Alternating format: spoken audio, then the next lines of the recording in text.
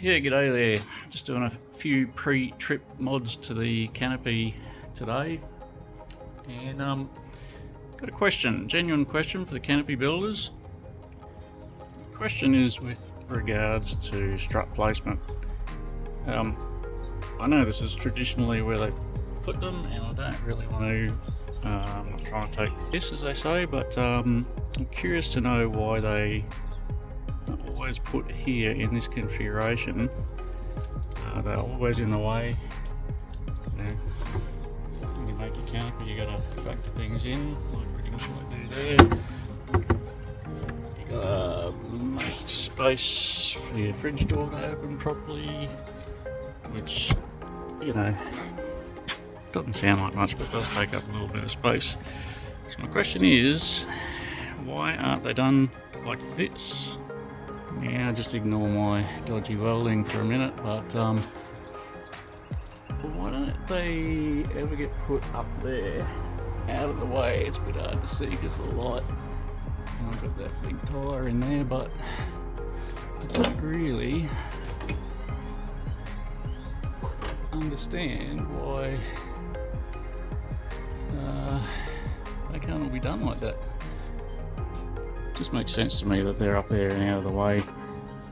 Makes it easy to build a canopy. I've built a few canopies both for work and fitted out a few canopies for work and for camping. But yeah, I've just always wondered why they're not done like that. I'll take that spare out so you can see it better. Yeah, right up out of the way. Doesn't hit on anything when the door closes. I had to do this because the spare wouldn't fit in if I didn't. So, there you go. I'll just close it down. So there it is in the closed position. And I've got these doors opening up very wide for a very specific reason, but I won't go into that right now, so they point straight up.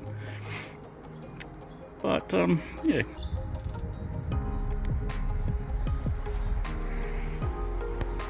Yeah, so there you go.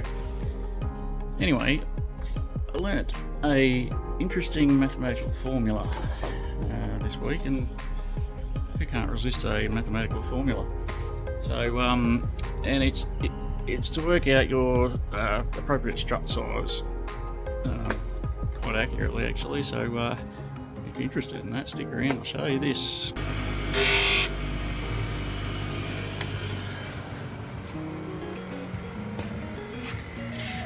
Alrighty, we'll do it on this thing here. Does help if you wear your nerdy glasses when you're doing mathematical equations. So to work this out, you need three key measurements. The first is the weight of your door. So we'll call that W. And in my case, that is 6.4 kilograms. The next thing you're going to need is the distance of the hinge to the center of gravity of your door, and you can measure that by balancing your door and then getting a tape measure and measuring it. So I'm going to call that H, and in my case that's 480.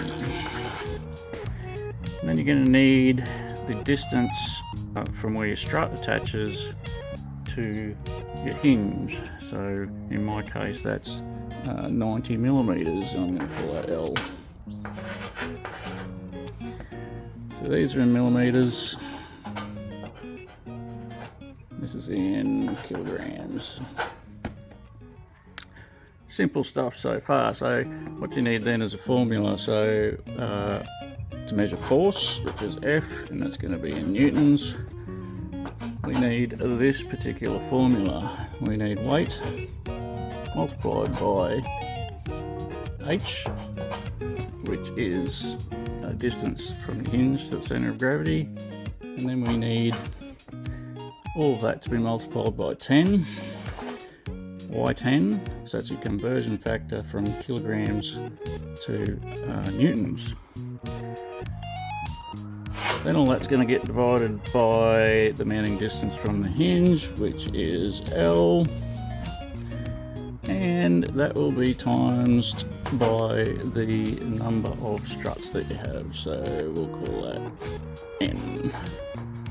So once you've worked all that out, you need to add 15%.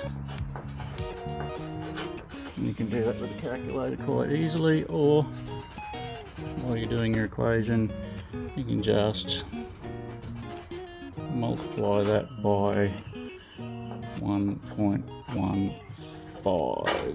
Alrighty, so let's put all that together.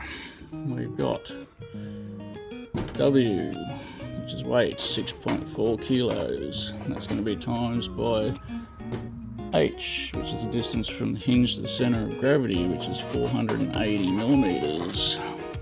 That's going to be multiplied by 10. Then that gets divided by L, which is the mounting distance from the hinge, which is roughly 90 millimeters in my case. And that gets multiplied by the number of struts. In my case, I've got 1. All multiplied by 1.15. And of course, the rules of mathematics apply.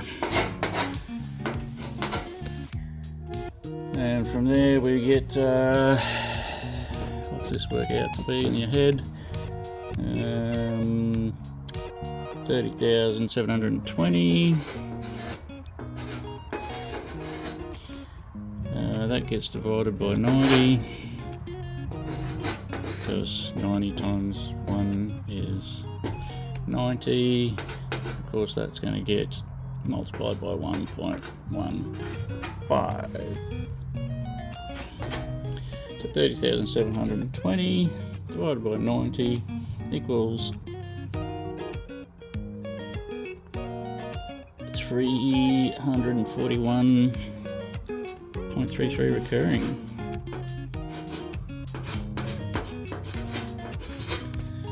Of course, I'm doing all this in my head, not. That then gets multiplied by 1.15. Who's got the answer? It's 392 newtons. Don't forget that you're now dealing in newtons. I hope I did the maths right, I'm not a mathematician. So you will see on most struts they have a rating and a length. So that 700 newtons is what you're looking for. So in my case, obviously I could go to probably a 500. I've actually gone with a 700 for a reason, which I won't go into at the moment, but yeah, so there you go. There's a bit of a useless information for your useless information book, but pretty cool to know if you need to work out a strut size. Thank you all, see ya.